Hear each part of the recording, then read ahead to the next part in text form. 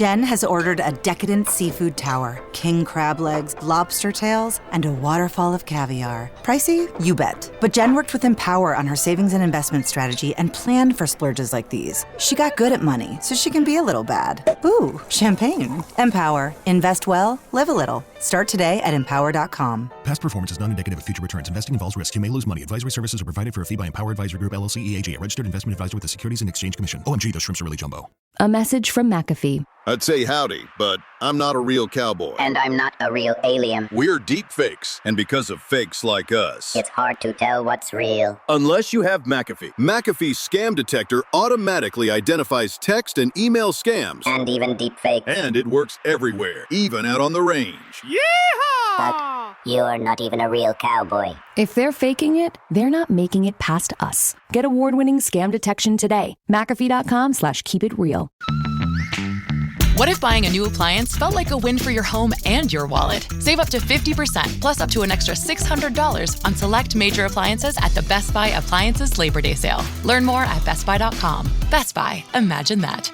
This is Marshawn Lynch. On Prize Picks, being right can get you paid. So I'm here to make sure you don't miss any of the action this football season. With Prize Picks, it's good to be right. With millions of members and billions of dollars awarded in winnings, Prize Picks is the best place to put your takes to the test. The app is really simple to use and available in 40 plus states, including California, Texas, and Georgia. Just pick 2 or more players across any sport, pick more or less on their projections, and if you're right, you can cash in. With simple stats and fan-friendly policies, Prize Picks is the best place to make your picks. Most importantly, they don't play about your paper. All transactions on the apps are fast, safe, and secure. Download the Prize Picks app today and use code SPOTIFY to get $50 in lineups after you play your first $5 lineup. That's code SPOTIFY to get $50 in lineups after you play your first $5 lineup. Prize Picks. It's good to be right.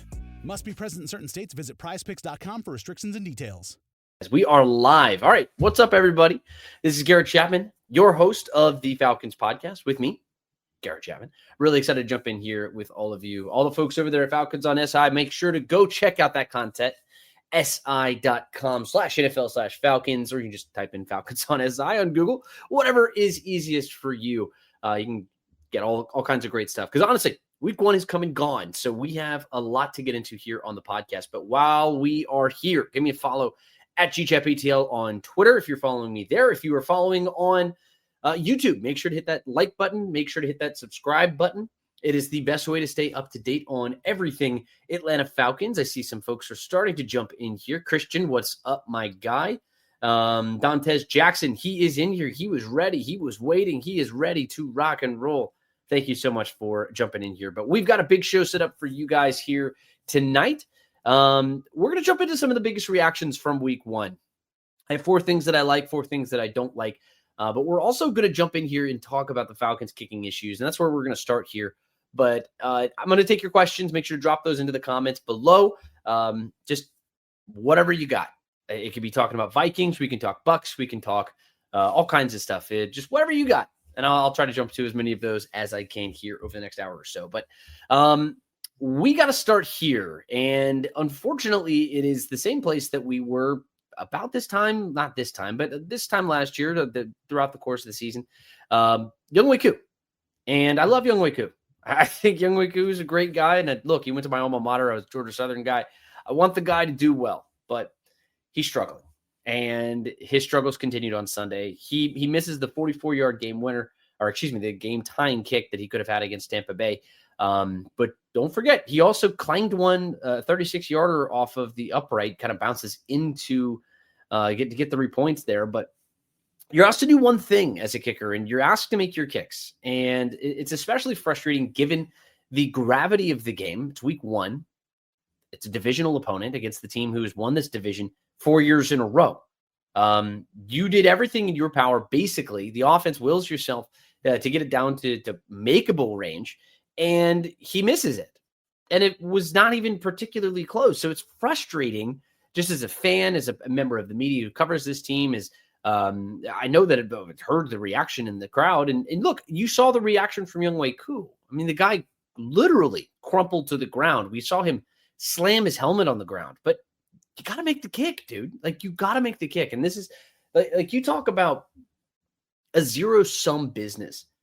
There is no more of a zero-sum business than the kicking position. It's the most isolated position in the sport. And it doesn't matter how it happens either. Like if he clanks it in, he doesn't make pretty kicks. That was never really his thing. But he would loft them, they'd float, like he'd punch him in or anything like that.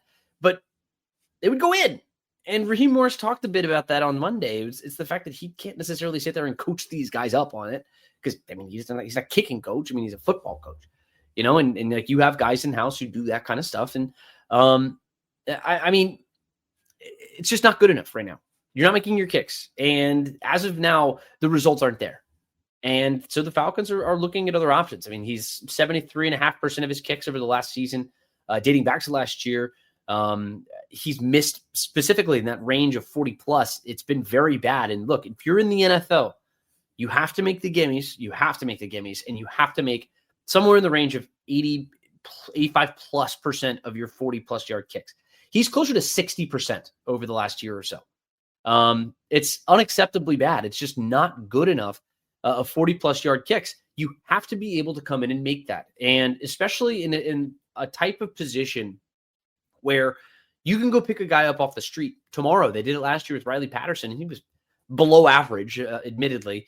He left a lot to be desired just in terms of how he compared necessarily to Younghoe. But, you know, you can go find somebody. You know, that's how they found Younghoe Koo in the first place. And then he comes in here between 2019 and 2023. He makes almost 90% of his kicks. And I don't know if we can get back to him making that. I don't know if he's going to have the leash that's long enough to do that. But I think that he's going to get the opportunity on Sunday. I think he is going to be the starting kicker for the Falcons. I have not heard anything to the contrary of that. But, I mean, last year he deals with his hip injury. And I wonder how much of that, it's such a mental thing, kicking a football like that. I wonder how much of it is in his head. Because he talks about kicking the ground on Monday. I don't know what to make of that. He kicks the turf and he misses the kick. All I know is that he missed the kick. He had the hip injury last year. I don't know how much it's still weighing on him. He says he feels good mentally. He says he feels good physically. So sorry, you got to make the kick, you know? And then it goes back into what we saw over the summer. And look, they signed Lenny Krieg to be competition, but the more I go back and think about this, maybe this is a little revisionist history. But how much of a kicker battle was there actually? Because we saw Lenny Krieg make some pretty big kicks, but we also saw Lenny Krieg show that he's not ready to be an every week kicker. And that was my my assertion about it. And then Raheem Morris basically all but confirms that fact and says that he's a developmental prospect, which tells me he didn't do enough this summer, or maybe even that they didn't see him potentially as a guy who could be that option this year. I mean, you paid a lot of money for that guy. You paid a lot of money for a developmental kicker. And it gets me to start questioning some of the thought process behind that. If you were that worried about Younghoe Koo, then you're going to bring in a veteran who's going to come in here and show, or maybe you draft somebody, maybe you bring in somebody who's ready to be a kicker every week and not Lenny Krieg. So they go do that. Because I don't know how much longer you can roll the dice with Younghoe Koo. He's still the starter. Lenny Krieg, I don't think you can trust him yet. So they go out and sign Parker Romo to the practice squad. He made 11 of his 12 field goal attempts last season when he was at the Minnesota Vikings. He spent training camp with the Patriots, but was released during final roster cuts. I mean, he's one of a handful of guys who were brought in here to come in and do this job. You're going to scrape the bottom of the barrel, but at the end of the day, you need to come in and bring legitimate competition. But this is something that you should have been doing already. I don't know why you didn't do this in the preseason. I don't know why you didn't do this in the offseason when you had more of an opportunity to go and bring in some guys, maybe go get some college guys, go see what they do some scouting on some of these other guys. And I'm not saying that Terry didn't do that. I'm just saying those guys didn't show up in camp. They weren't there, not in front of us. I don't know how serious of a kicking battle there actually was. And it would have been fine if Younghoe Koo makes that kick. Then we're not even talking about this, but he missed it. And now we have to talk about it. And it's because this is the second year in a row that we're running into this issue. And fact of the matter is, you have to be able to trust that your kicker is going to get up there and do the job. Because if he doesn't, if you do not trust the process with Younghoe Koo, then it affects game planning, it affects everything that Raheem Morris has to do. And that's one more thing that he has to think about. One more thing that he has to do on Sundays. And I understand that's frustrating. I'm frustrated. I'm frustrated in general. But the kicking situation has to get better. And that's really all it comes down to. If it's Younghoe Koo or if it's somebody else, the Falcons have to have somebody that they can trust to get up there and make kicks when he has to make kicks. Period. That's all there is to it. And I think it's going to be Younghoe Koo until further notice. I think that the wick is burnt, and the leash is done. And if he misses any more kicks, if he struggles at any point throughout now to in perpetuity, at least throughout the rest of this season, until he builds up some more of that cachet, that emotional cachet, I think is what Raheem Morris called it. The emotional equity, I think, was actually the term. Until he builds that right back up, then he's going to be, then I think that you have to have a short leash. You have to be quick with it. And look, you saw, what was it? Jake Moody, who is the San Francisco 49ers kicker, or was the San Francisco 49ers kicker. He was released this morning. He was a 3rd round pick just a couple of years ago. 3rd round pick. Younghoe Koo has been with this organization for a long time. I understand that. And you have some emotional equity with him. I think it's more probably closer to the line to emotional baggage at this point. But look, you have to be able to make quick decisions in the NFL. You have to be able to make quick decisions. And to this point, the Falcons have not been able to do that. I think this isn't just a criticism of Terry Fontenot. This is a criticism of this goes back to Thomas Dimitroff and things that you saw with, Tack McKinley was a failure and they hung around with him too long. Vic Beasley was a failure. They hung around with him too long. Kyle Pitts, we'll talk about him a little bit later in the show, but we've hung around with him a little too long. Kirk Cousins, they've hung around with him a little too long. It's just a lot of these decisions that they make. Some of the great organizations know when to cut bait. They know when to move on. And to this point, the Falcons haven't really shown me that they are consistent enough with that fact. But what are you going to do with the kicker position? Younghoe Koo's your guy for further notice. But I think at this point, you're just sitting there kind of hoping that you don't run into the situation again. And that's not where you want to be. All right. Excuse me. Let me get a quick cough in there. All right. So I see a bunch of people have jumped in here. We got a bunch of people across all of our platforms. I got a couple dozen all over the place. Thank you so much for joining us. If you are new here, my name is Garrett Chapman. This is the Falcons Podcast here. We do this every single Tuesday and Thursday here. And Scott, he is back on Mondays and Wednesdays alongside of Nick. And they are going to be back again tomorrow. I see some comments are starting to flow in. Christian, what's up, my guy? Terry Clark says, afternoon, ATL and Garrett. Glad to hear the movement is replaced the coup department. They're making decisions. They're starting to move along. Austin says, the good old pistol formation Falcons. Yeah, we'll talk about that here in just a second. But let's get into some of the things I liked and didn't like here from week 1. Yes, the Falcons lose 23-20. I think that ultimately, this is a team who, they needed this game. I said that before. It's not going to be the game that makes or breaks your season. Better not be. It's freaking week 1 for heaven's sake. But I did see some things. The first big thing that I didn't like this week, and we'll start with the things that I don't like, and we'll finish with some positive things before I get over to your questions. First thing that I didn't like, obviously, it's the kicking position. I did not like that whatsoever. And I've already gone. I did 10 minutes on that already, so I'm not going to go too deep into that. But point number, let's keep on rolling. It's the rushing offense. I understand that you had to deal with your backup offensive tackle, but he isn't the reason that this offense struggled to move the ball on the ground. I think Elijah Wilkins was largely okay. He had the one really bad drive. He has a couple of false starts. He gives up a sack to Hassan Reddick. No, he isn't the reason that they couldn't run the ball. It's Ryan Newsel and Chris Lindstrom. Matthew Bergeron. It's your interior 3 who just got whipped off of the ball. Excuse me. I'm going to take a quick sip of water. Give me a second. Ooh, excuse me. I had something cut in my throat there. But no, Vita Vea, he whips you in the middle. And You struggle in short yardage situations. And I always say this, and it's like, if you cannot win in situations where it's 4th and 1, if you can't go get 1 yard, doesn't matter where you are, if you're on the goal line, if you're at midfield, if you cannot go get 1 yard in football, you don't deserve to win the game. I long say that. And the Falcons struggled to get the 1 yard on Sunday. They did it. When you're looking at this team, they had the one right at midfield, which is one of the situations I'm going to talk about here with one of my other key points that I did not like from the Falcons on Sunday. You missed the first 4th and 1, then you get the second 4th and 1, probably by the skin of your teeth. Like, let's be real. You get Tyler Allgeier back there, a big bowling ball of a running back, and you barely get over the sticks. Barely. Now, you get it. Whatever. Let's move on. Who cares?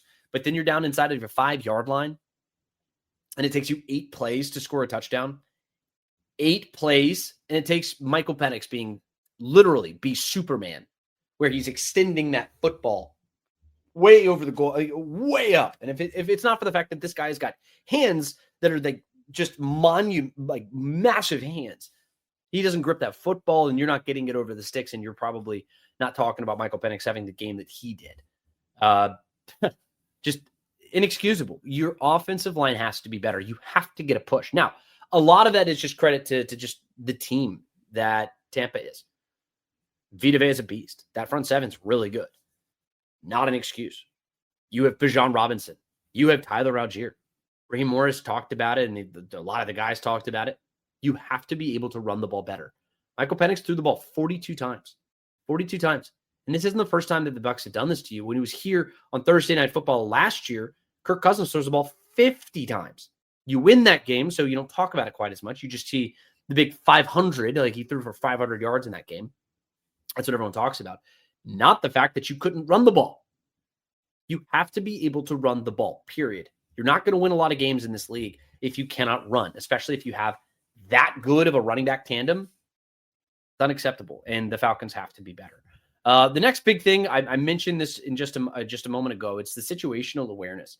The first one was in the 4th and 1 situation. Why is Bijan Robinson carrying that ball in a 4th and 1? I get that he's a dynamic playmaker. I get that he's your best running back. You need to get Tyler Allgeier in there. Tyler Allgeier needs to be your short yardage guy. I don't understand why you're making that decision. Doesn't make sense. You know what else doesn't make sense? Running out of the damn pistol. I don't get it. I don't get it. Go under center, stick your hands up in there, and turn around and hand the ball off. It's not that hard. They've been doing it for forever in the NFL, in football in general. Line up under center. I don't understand it. I need to actually go back and look. I need to go see how often Michael Penix actually does line up under center. That's actually an interesting little nugget. I'll probably do that here as soon as I finish up with this podcast. I might tweet about it. I don't know. Make sure to give me a follow, GChapATL. I'll do that there. But that's the first thing. The next big thing was Ray McCloud in another situation. I believe it was out of a stoppage. I can't remember exactly, but I know that he isn't getting set. And what happens when you don't get set is you can't snap the football. And then you have to burn a timeout. You cannot afford to do that in a divisional matchup. You can't do that in any NFL game. You have to be better. You have to get up to the sticks, and you have to line up, period. The last one is one thing that I don't think anybody has been talking enough about. It's the fact you're on the final drive of this game. You have Michael Penix who's leading this team down the field, and he's doing a great job, and the offense itself was clicking, and that has everything to do with Michael Penix, and I'll talk about him and some of the things that I like. Bijan Robinson absolutely almost cost the Falcons this game. Very nearly. And it's not being talked about nearly enough. He accidentally stepped out of bounds on that play. It was very much an accident. He tried not to step out and then kept pushing the ball up the field. He cuts into the inside of the field. He's just trying to make a play. I understand it. You're a football player. You want to make a play, but you're a third-year pro, and you understand that you don't have any timeouts. You have no timeouts, and your clock is ticking. I think at this point you had like 30-ish seconds. Bijan Robinson has to know that he needs to step out of bounds. Like, there's absolutely no excuse for that. And he got lucky. The Falcons got lucky that he steps out of bounds right there. And I mean, maybe the timeout came a little early. I would have used it on that next play. I would have kept it in my pocket there for a second, but at least he used it. I'm talking to Raheem Morris there.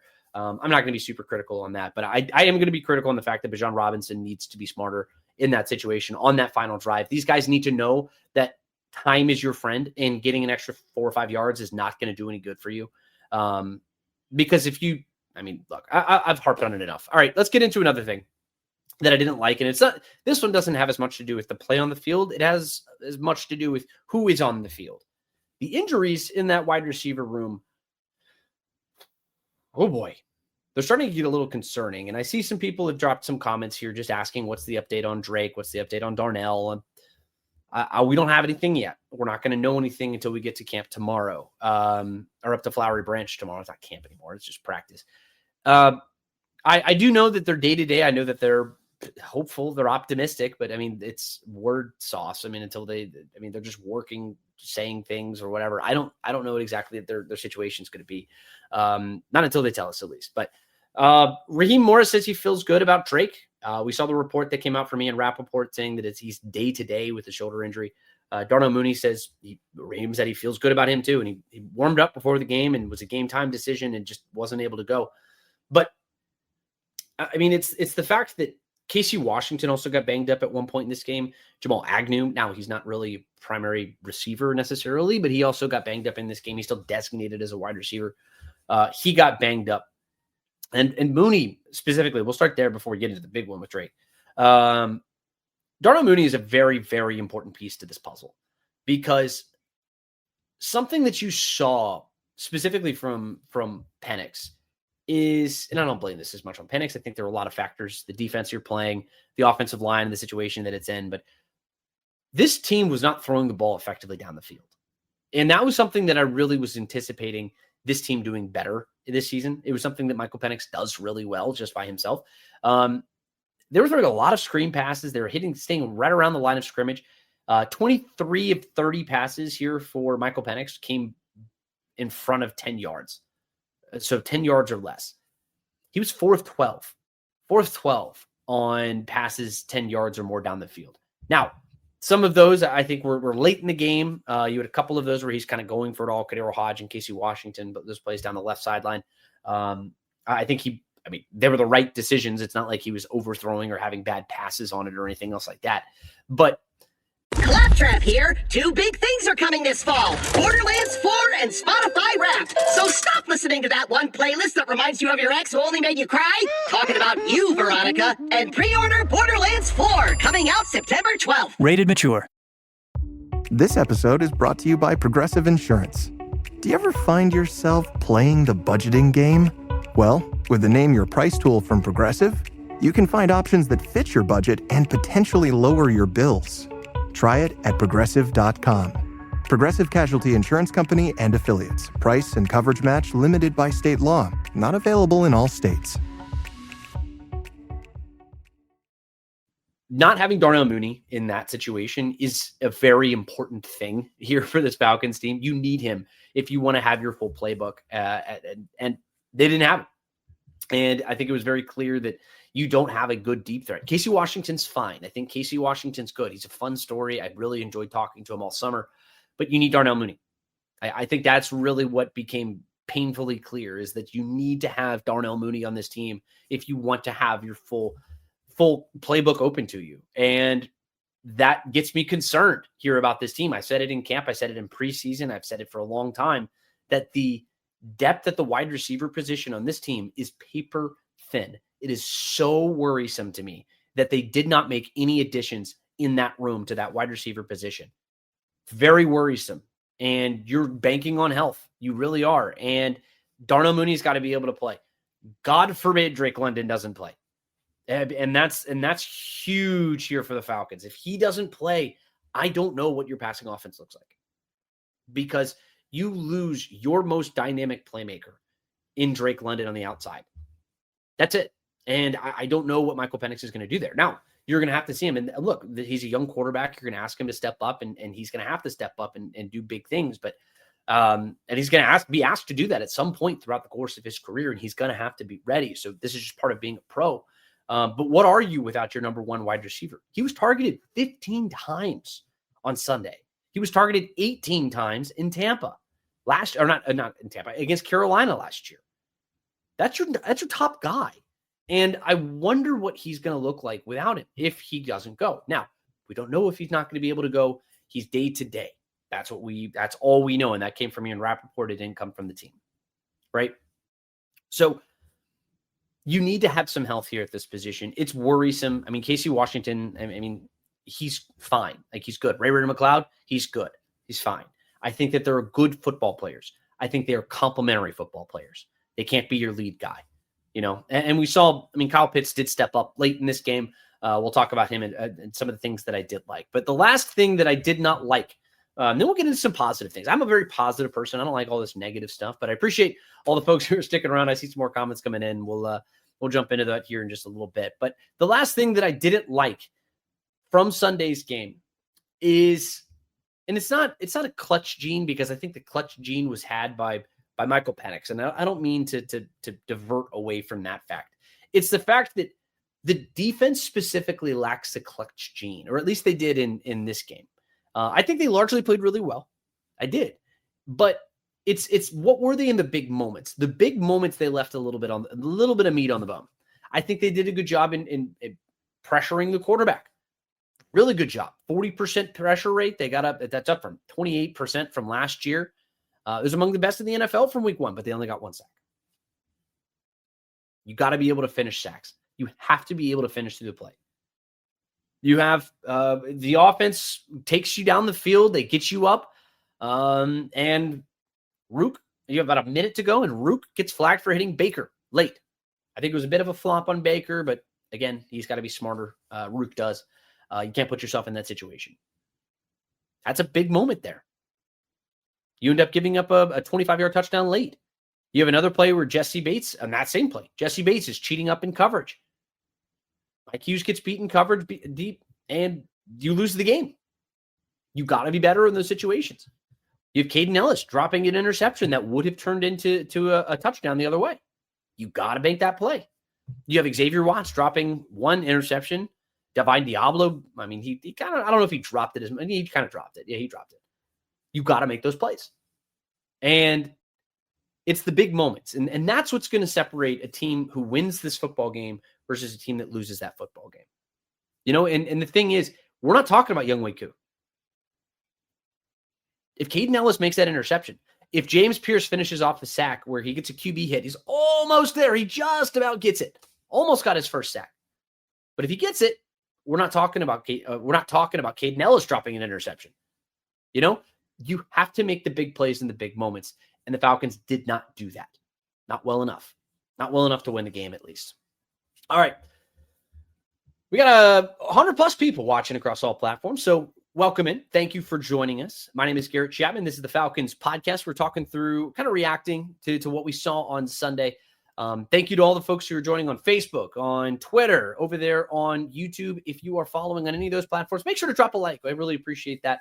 Helps us get all this content out to other folks. Make sure to share the podcast. So if you have some friends who really like talking Falcons, then do it. Send it over their way. We'd love to join them. We'd love for them to join us. We love talking Falcons with everybody. Most importantly, make sure to hit that subscribe button, especially if you are on YouTube. Anything counts. We always appreciate it. We like to be able to bring this content to you. And the more people that we have subscribed, the better. But let's get into some of the things that I did like here in this game. It wasn't all negative. You lose the game, you start 0-1. That sucks. You lose to the division rival. That sucks even more. Do it week 1 for the 6th time or 7th time in the last 8 years. That sucks most of all. But there were some things that I did like here in this game. And I think it ultimately starts with the quarterback position. Because things that make losing suck less is knowing that you have some potential answers moving forward. This team, for I'd say at least the last 4 years, maybe the last 5 years, has not had a definitive answer at the quarterback position. And that goes back to the very, very tail end of Matt Ryan's career. Just where, I mean, it was clear that this team wasn't going to win with him, not while he was here in Atlanta, and it was just his time had passed. You then go through a carousel of quarterbacks, and then it all comes down to Michael Penix, right? And you lose this game, and I think a lot of the incredible things that Michael Penix was able to do in this game were overshadowed. You have the fact that he is literally displaying a superhero trait with the way that he is down the stretch in games. You talk about 2-minute drives at the end of football games. People threw out that he's 1-3 as a starter. Fine, I get it. But he also led a game-tying or a game-winning drive in each of those football games that he lost. Each one of them. And the one that he won, ironically, was his first career NFL start. The guy's got an it factor that it's not normal what he's able to do. And you saw it last night with the Vikings and J.J. McCarthy, and we'll talk a little bit more about what they were able to do on Thursday. But Michael Penix has an it factor, and he has 2 superhuman plays that get them a lead in this game. The defense turns around, gives away the lead just moments later, literally like 70 seconds later. And all Michael Penix does is get the ball right back and gets them back into position to tie the game. And if we're not talking about an Antoine Winfield incredible play on Casey Washington. Casey Washington scoring a game-winning touchdown, and people at Mercedes-Benz Stadium are going nuts. If Kadarius Hodge turns his head around, look, it's not his fault. I don't blame him for that. That's not a job that you're asking Kadarius Hodge to do. And Michael Penix said he threw it early. But if Kadarius Hodge gets his head around and his hands up and he catches a pass, again, Falcons win this game. And we're not talking about Younghoe Koo. We're not talking about the clutch plays on a defense. We're not talking about any of these negative things in the same light. But Michael Penix, we would be talking about him still. This guy is a star. He's not a runner, but he'll do it if he has to. I mean, and it's just the fact that his biggest shortcoming, I guess you could say, was the fact that his completion percentage was down. He completed 64% of his passes without his best option, without his second option for the entire game. What he is able to do is very impressive.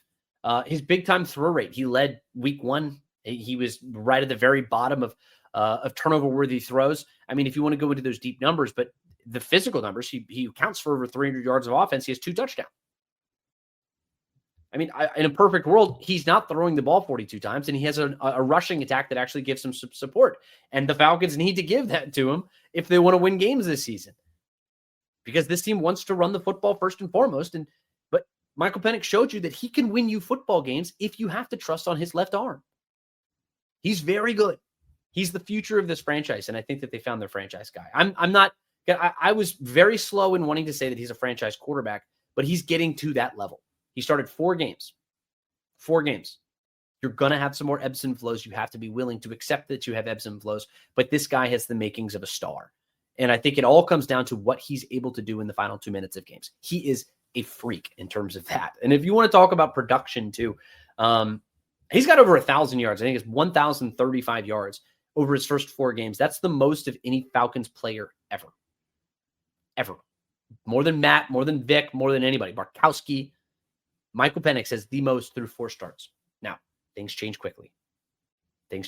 So I don't want to crown him necessarily yet, but he has been extremely, extremely effective, and he was again on Sunday. He's the reason that this team had a chance to win this game. All right, the other big thing is another young player.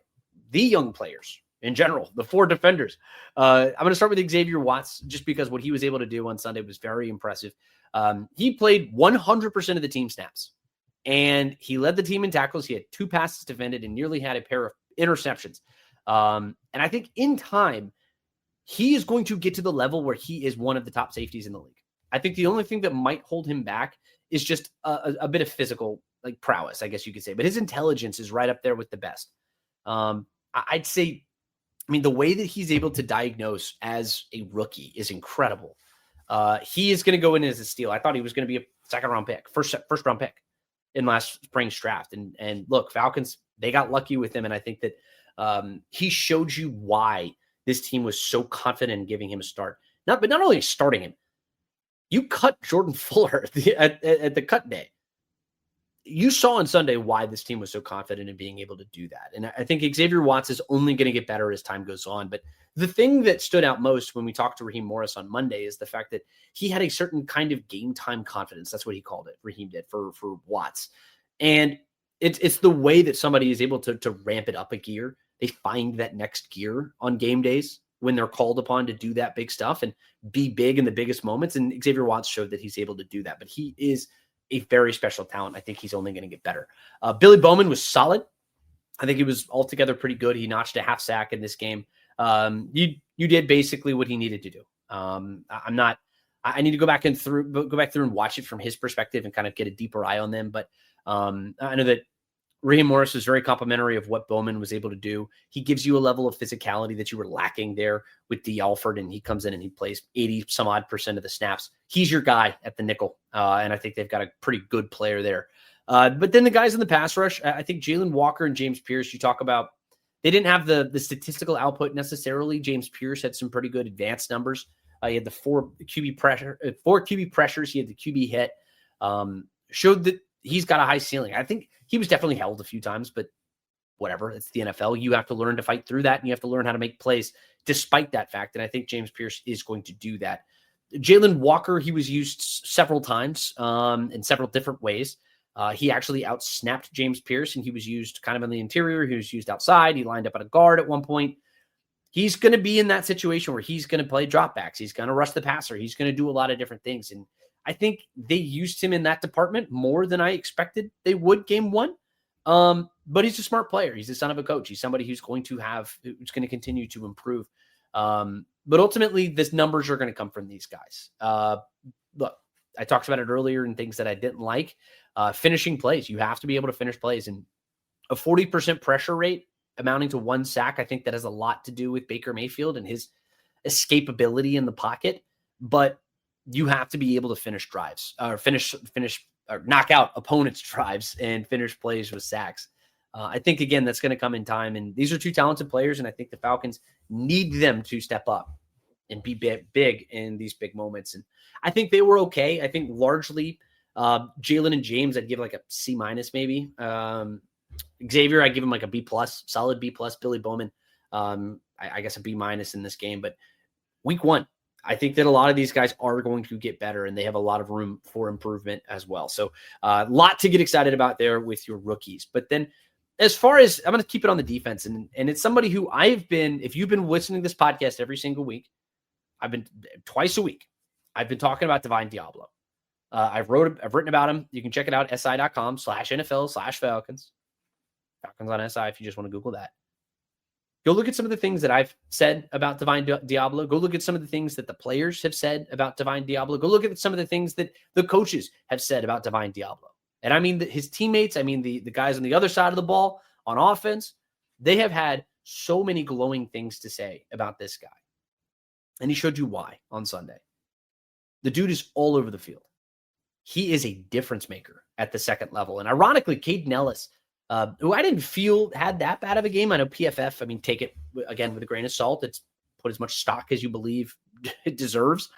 But they ranked him as one of the lowest players. I think it was actually the lowest rated Falcons player in this game. I think that was a little dramatic, but you didn't feel that because you had Divine Diablo next to him. And this guy was all over the field. It's all over the field. And I said, look out for this guy, Divine Diablo. He had a half sack in this game. He tied for the team lead in tackles in this game. He had a quarterback hit in this game. He had 4 pressures in this game. He nearly had an interception in this game. He had a big pass breakup on Mike Evans in this game. He was everywhere. Everywhere. Long arms, great speed, good instincts, sideline to sideline. He does it all. And I think that he's only going to get better. And this attack style defense that he is in with Jeff Ulbrich is tremendous. The last big thing, though, Kyle Pitts. In a positive way. I've been critical of Kyle Pitts. I've been critical of him here. I've been critical of him at Sports Radio 92.9 The Game when I have shows and I have discourse there. I've been critical of this guy. I think rightfully so. But at the same time, I need to turn around and give him his flowers. He had a great game. He had a really good game. And I saw some people were criticizing him on social or whatever. I think those people are foolish. I don't think they know what they were talking about. He had a great game.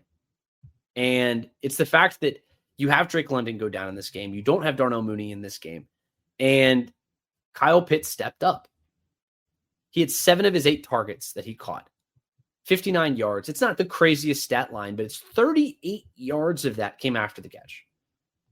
It's the effort that was there that I personally, and I'm not going to sit here and question people's effort necessarily. Generally, I don't like to do that.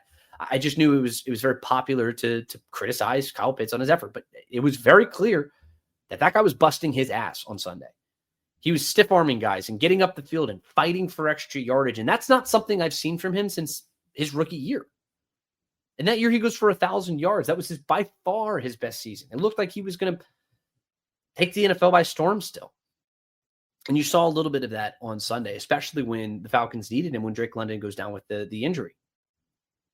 He was targeted twice on that final drive, and he caught both and he advanced it. I mean, I think he picked up 6 first downs in this game, 5, 6, 7 first downs on during this game. It was incredible. This was the best game that I've seen from Kyle Pitts in a very long time.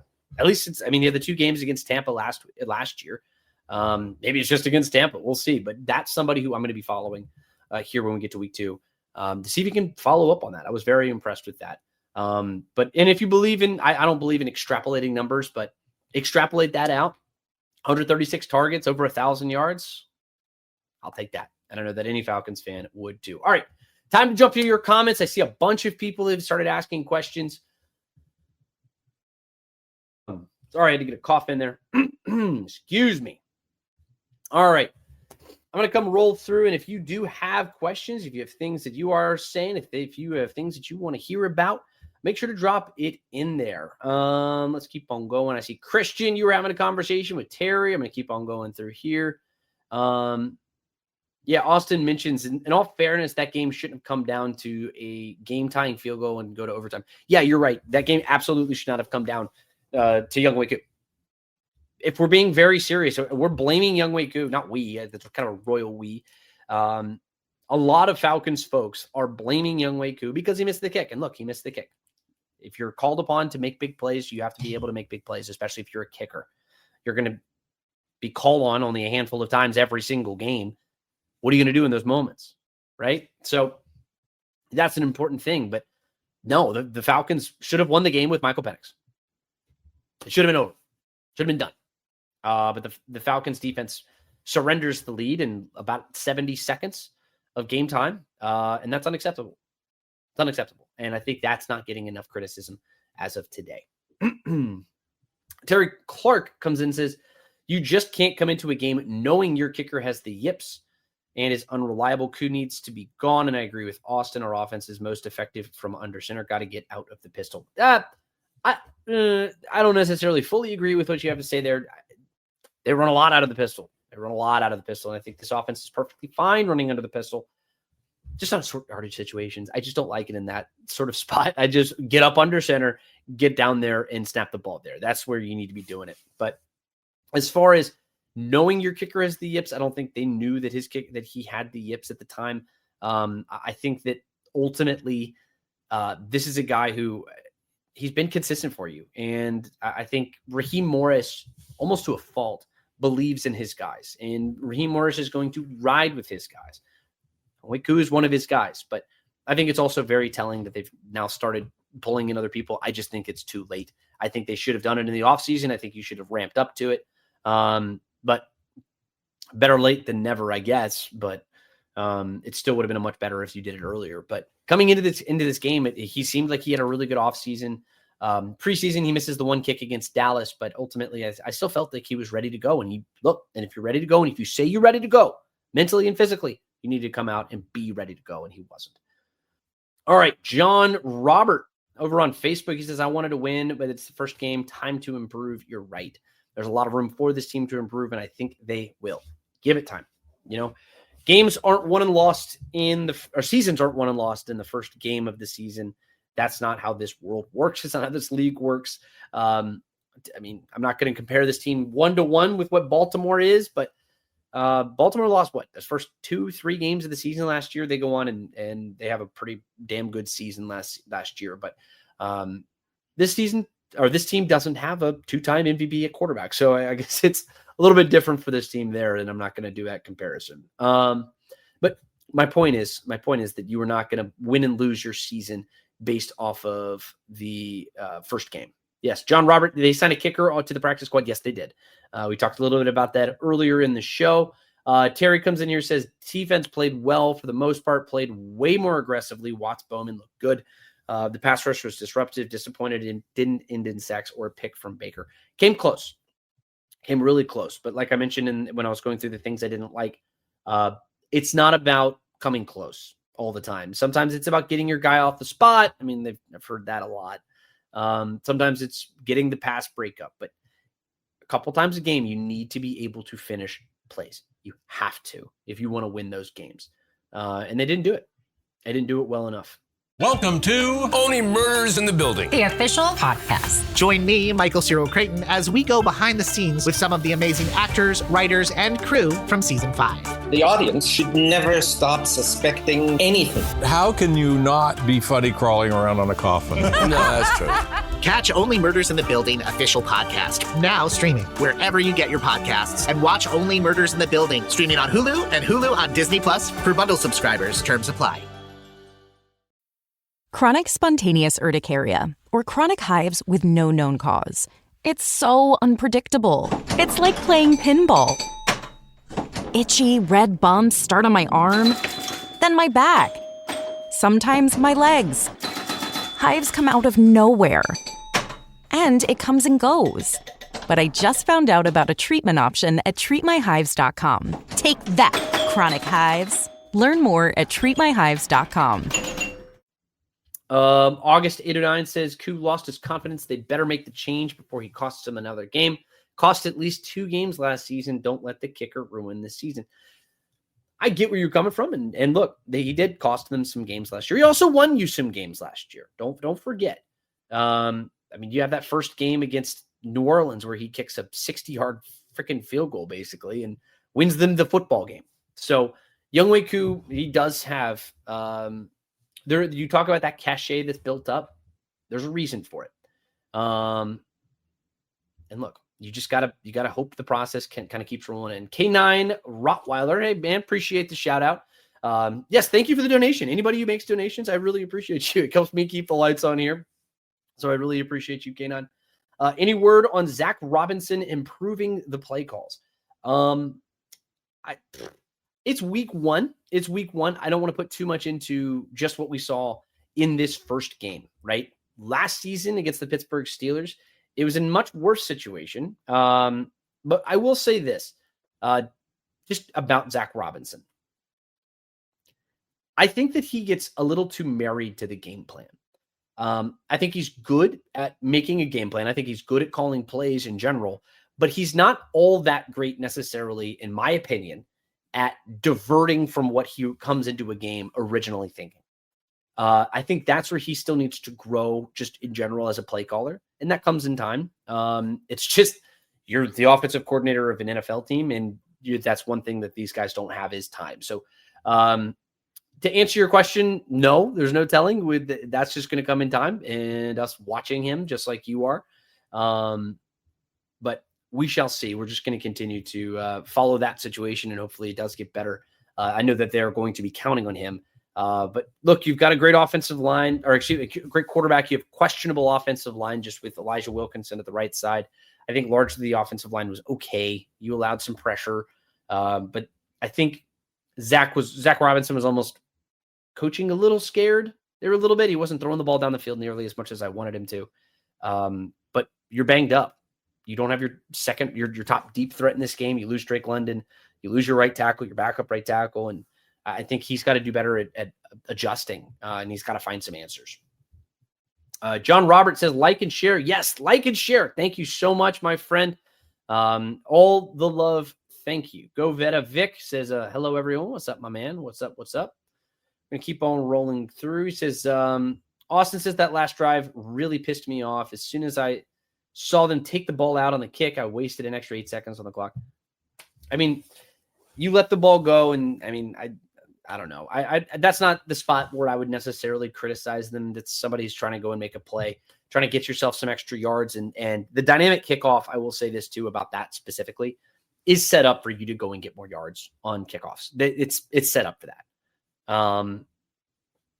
That's what it's there to do, and time is of the essence. And I wouldn't criticize them necessarily for that one. You would be critical of that if they're not going north-south. If they're going east-west, then you would be very critical of that, because then at that point you are wasting time. kind of like what we saw with Bijan, like we talked a little earlier.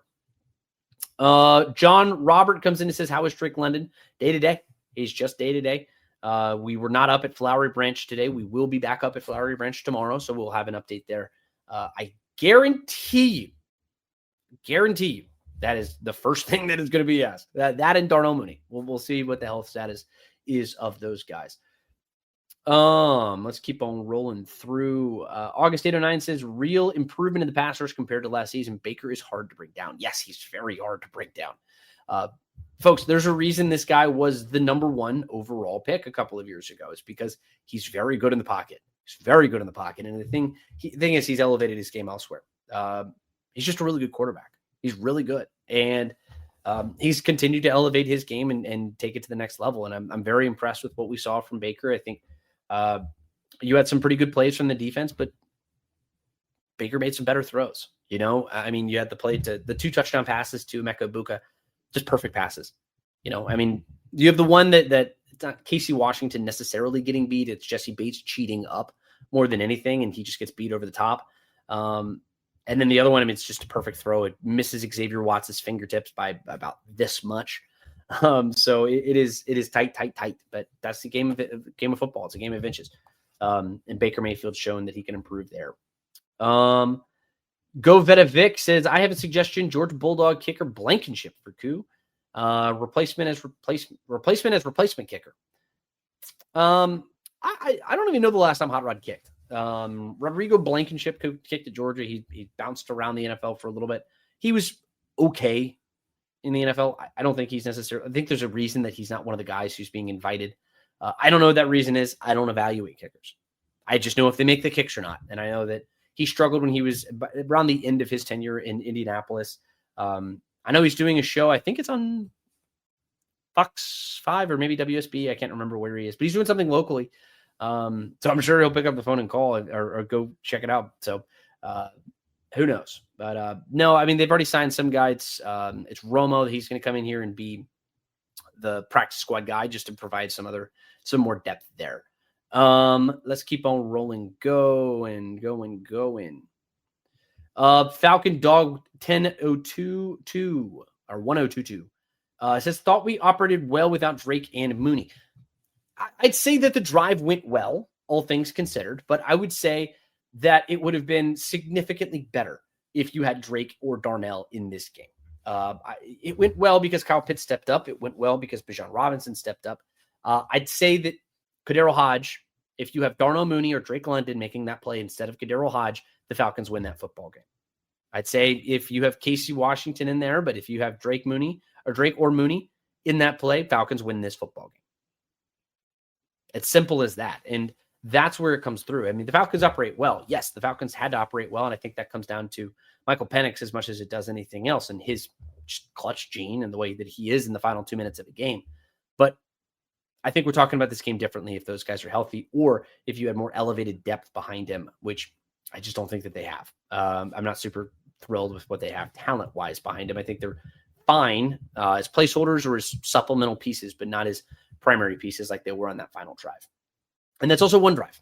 I worry more if you look at these guys and you're starting to lean on them over the course of a full football game, full 4 quarters. That's where I kind of get very antsy. Can you trust these guys to step in and be effective down the stretch? Keep on going through. Marcus Cook says, Morris said he's day-to-day. No, yes, he's day-to-day. I'm assuming you're talking about Drake London. Yes, he is day-to-day. We're going to keep on rolling through. Keep on going through. If you still have some comments, I'm happy to jump in to hear some of them. I'm trying to read them and think at the same time, so I appreciate you bearing with me here just a second. Yeah, here we go. Terry Clark comes in here, says, Falcons have to be able to run the ball. Can't expect Penix to play much better than he did without the support of the run in a win. And he still could have pulled it out. Yeah, you're exactly right. I mean, like, look, the rushing offense did not give you anything. I mean, the fact that you have Tyler Algier and Bijan Robinson combining to run for 48 yards it's unacceptable. You have to do better in that. I mean, those guys are way too good. Your team is way too reliant on the ability to run the football to not have two running backs who are giving you enough there. And it's not these guys' fault. I just think maybe it's play calling. Maybe it's just the offensive line. Maybe it's just Vita Vea whipping their ass up front. I think it's a lot of different things, but all it comes down to is that this team was not able to run effectively. And Tyler Algier, guys like that, you have to get more out of those guys. Joe Andrews says we're not blaming Koo. He missed a lot last year.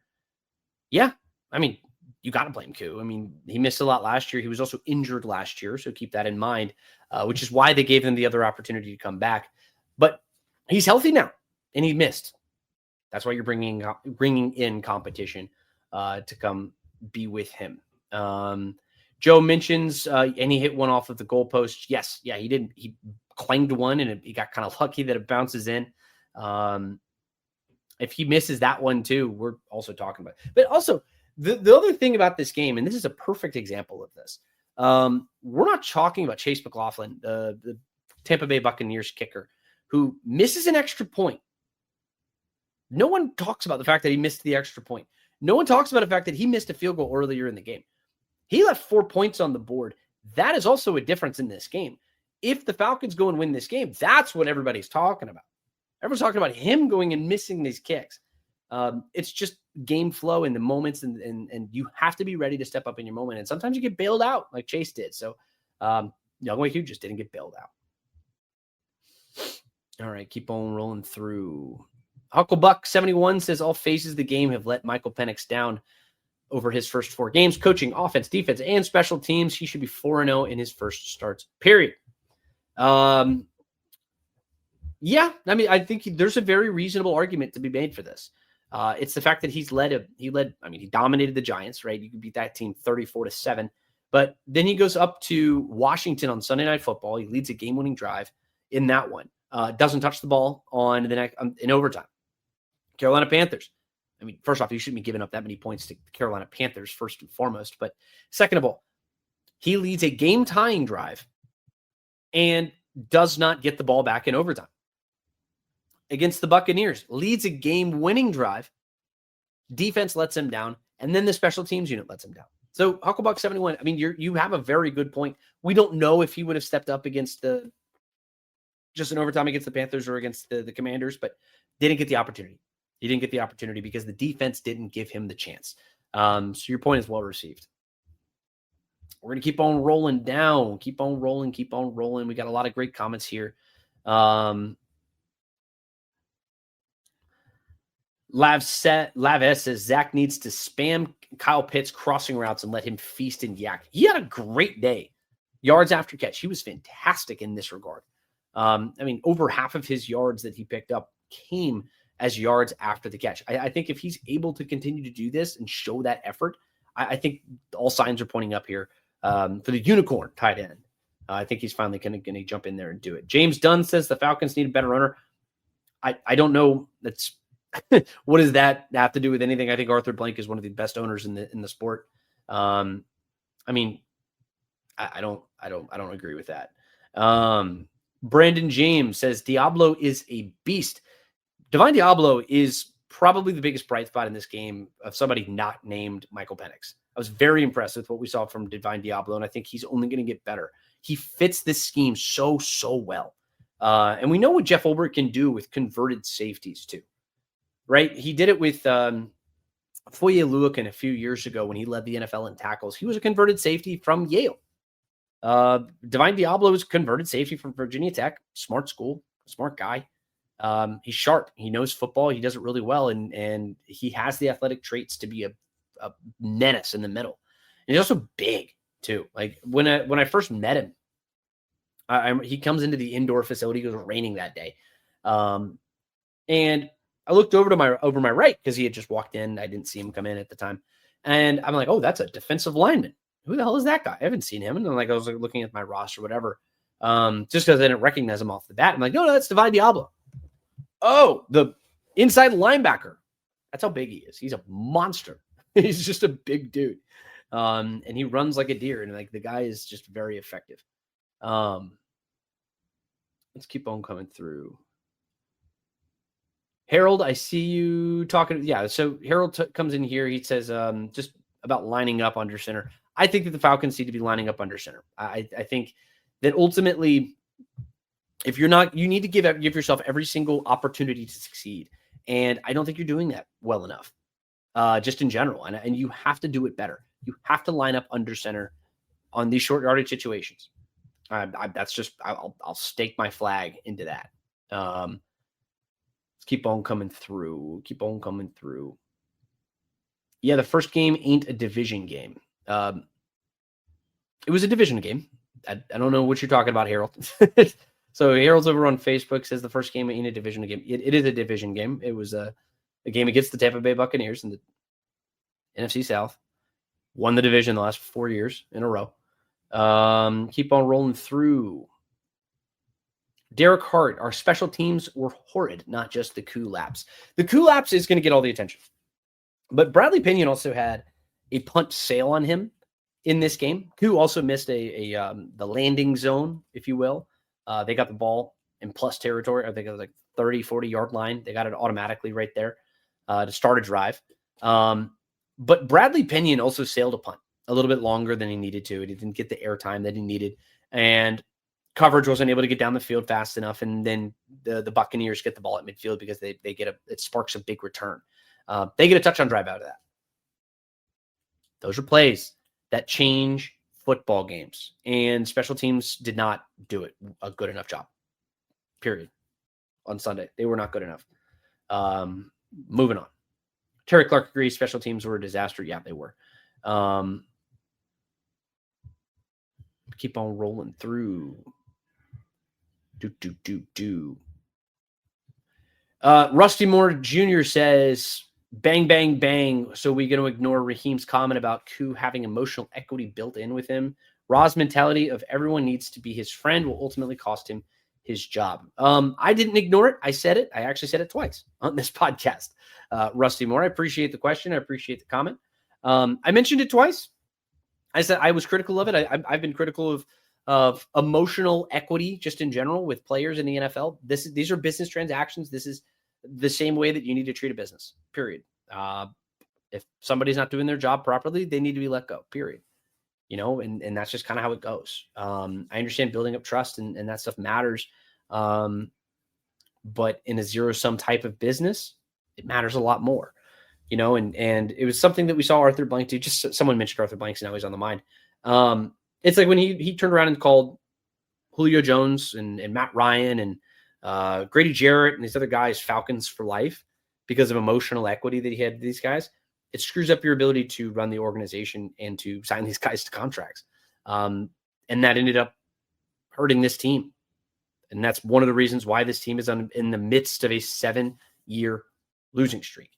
Right? Where this team is not able to put everything together. Mistakes have been made. And a lot of it comes down to being a little emotional about some of these decisions that you make. And they have to be better about that. Gabriel Rogers says, I don't know how you can miss that badly from 40 yards in a dome. It's why they brought in another kicker.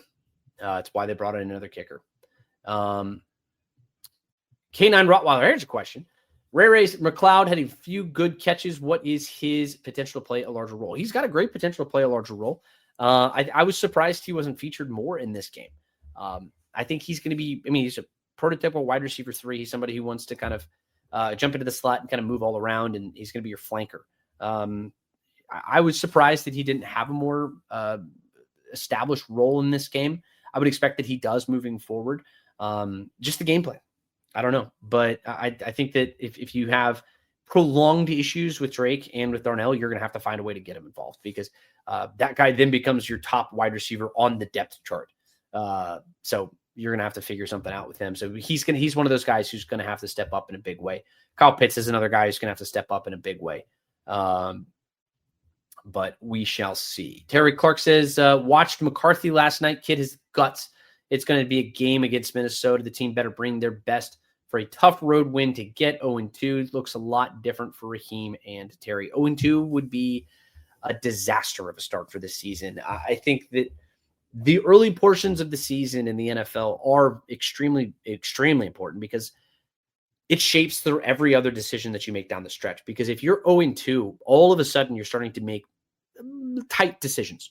You're starting to get maybe a little desperation starts to factor in and other things like that. And you just want to avoid all of it as much as you possibly can.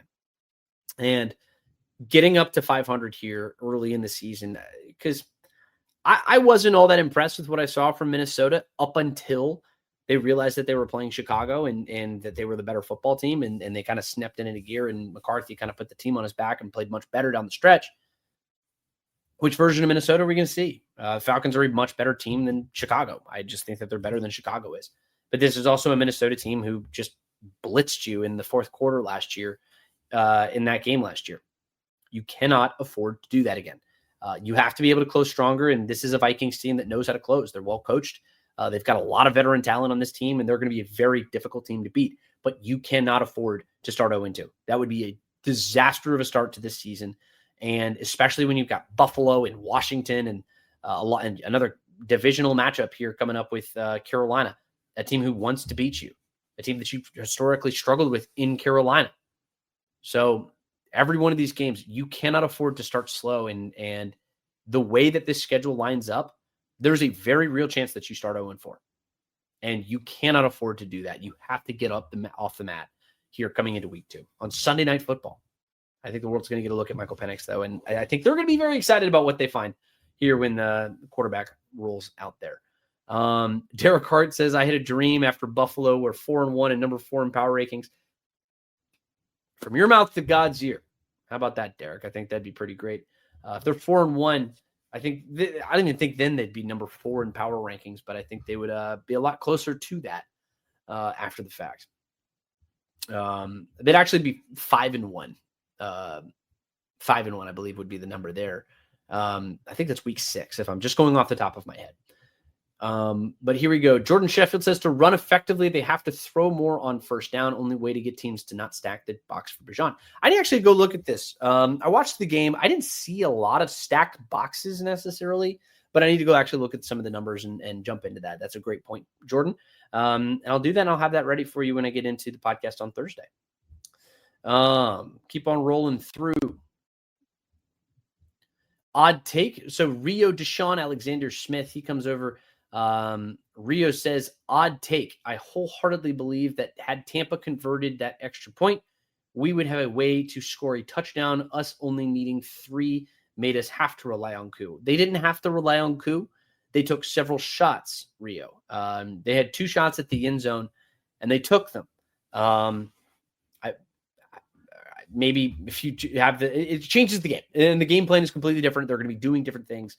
They're taking more shots, but they did take shots, and they had 2 really good opportunities. And if it wasn't for a Winfield pass breakup and Kadero Hodge not getting his head turned around fast enough, or maybe Michael Penix just threw the ball too early. He said he did, but look, if Kadero Hodge gets his head turned around, or if he has Drake or Darnell receiving there, then they probably catch it. But they were taking shots at the end zone. So I don't understand your point fully, because that's what they were trying to do. They were trying to go for the win. Kenan Rottweiler says that he's excited for Xavier Watts and what he's going to do over the next couple of weeks. I'm thrilled. I am thrilled about what's going on here over the next couple of weeks. I'm very, very excited. Frisco Gaming, we have a bye week, week 5. Yes, but the Bills are week 6. So he was saying after the Bills game. So we would have 6 games, I believe you would have there. Just that's all I was saying with that. But all right. But no, look, the Falcons have a lot of potential. The Falcons have a lot of opportunities. The Falcons have everything is still in front of this team. I saw a lot of pessimism on social media. I saw a lot of pessimism from people. I don't share in that pessimism. I think that this team showed me a lot of really good things. I think that they need to figure out some things, specifically that kicker position and what they're going to do there. But ultimately, this is a team who they have the pieces. They have the blueprint of a team who can make a playoff run. And I still think that that's very much within the cards. It just got a whole hell of a lot harder. That's all. And you cannot start stacking losses. You have to be able to get up off the mat. This is a very important game. I'm not going to call it a must-win game. You could say that about every game in the NFL. Every game is a must-win game. That's just how tight this league is. But losing games that you have an opportunity to win, or in my belief that you should have won, Falcons should have won that game against the Buccaneers, but they didn't. And they have to be better. They have to start finishing plays.